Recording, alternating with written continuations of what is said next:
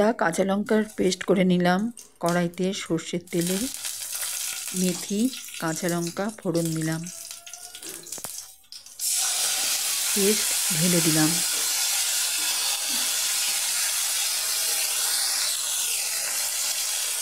হলুদ,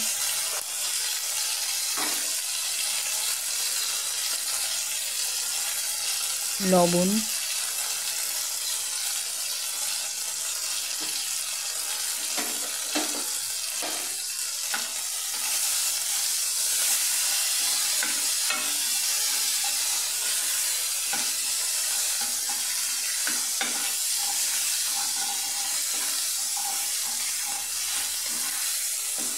খুব কম আছে মশলাটা কষিয়ে নিচ্ছি যাতে পুড়ে না যায়। অল্প জল দিয়ে দিলাম। কড়াইশুঁটি,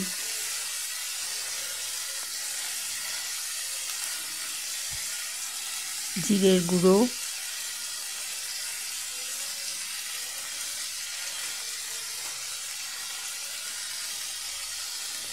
লঙ্কার গুঁড়ো,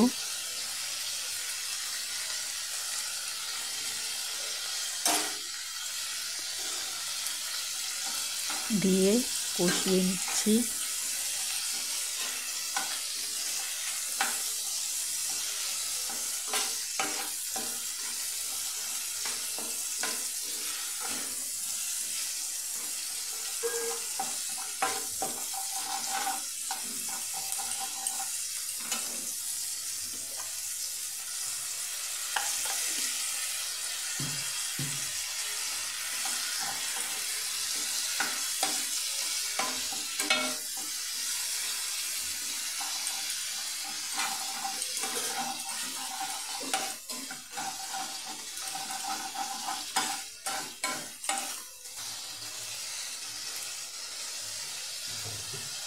গোলমরিচের গুঁড়ো,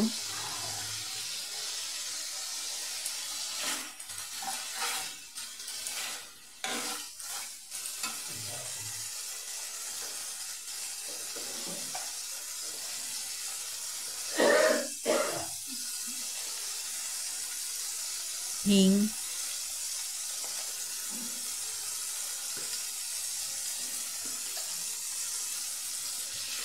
দিয়ে পরিমাণ মতো জল দিয়ে দিলাম।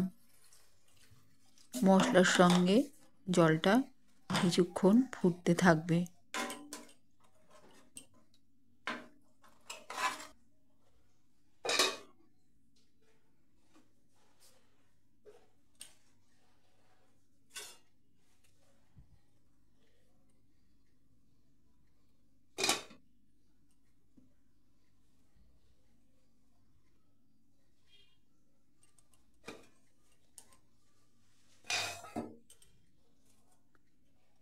ঝোল ফুটে উঠলে খোসা ছাড়িয়ে কাঁচা আলু ছোট ছোট করে কেটে দিয়ে দিলাম।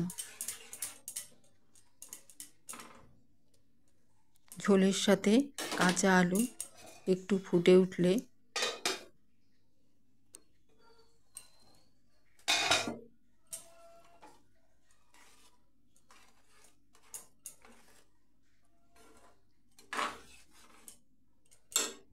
এতে খোসা শুদ্ধ ছোট ছোট করে রাখা মিষ্টি কুমড়ো দিয়ে দিলাম, ছোট ছোট করে কেটে। এটাও কাঁচাই দিয়ে দিলাম।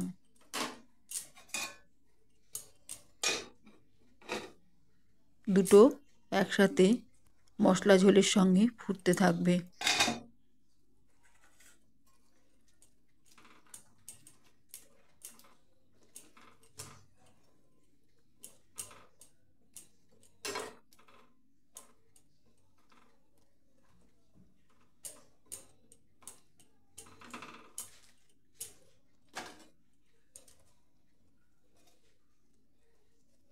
মাঝে মাঝে আমি নেড়ে দিচ্ছি এটা।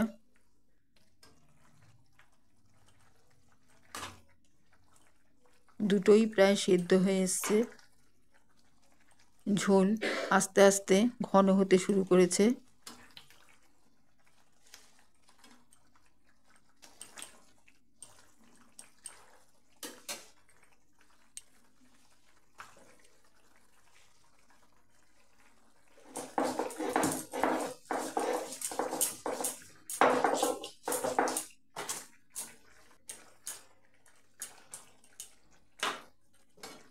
গতকাল আমি কড়াইশুঁটির পুর ভরা যে ডালপুরি আপলোড করেছিলাম, তার সাথে এই কাঁচা আলু আর মিষ্টি কুমড়োর ঝাল ঝাল মিষ্টি মিষ্টি ঝোল খেতে ভীষণই ভালো লাগে। ওই জন্য আজকে আমি এই ঝোলটি আপলোড করছি।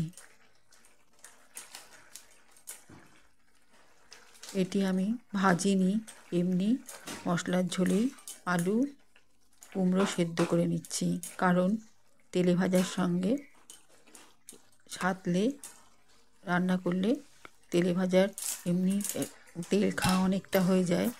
তার সাথে হালকা খাবারের জন্য এই কাঁচা অবস্থায় ঝোলটি আমি বানিয়েছি।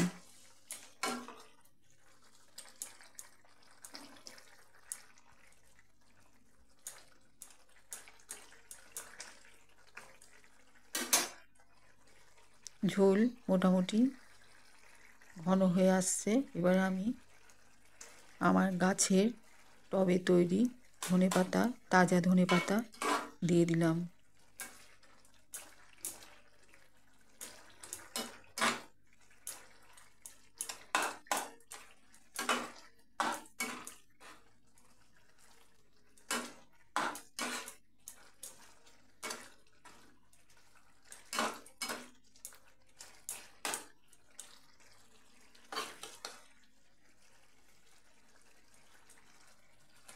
হাতা দিয়ে একটু গলিয়ে দিলাম আলু মিষ্টি কুমড়ো, যাতে ঝোলটা টেস্টি হয়। এই ঝাল ঝাল মিষ্টি কুমড়ো, ঝাল ঝাল মিষ্টি মিষ্টি আলু কুমড়োর ঝোলের সাথে কড়াইশুঁটি পুর ভরা ডালপুরি খেয়ে দেখুন।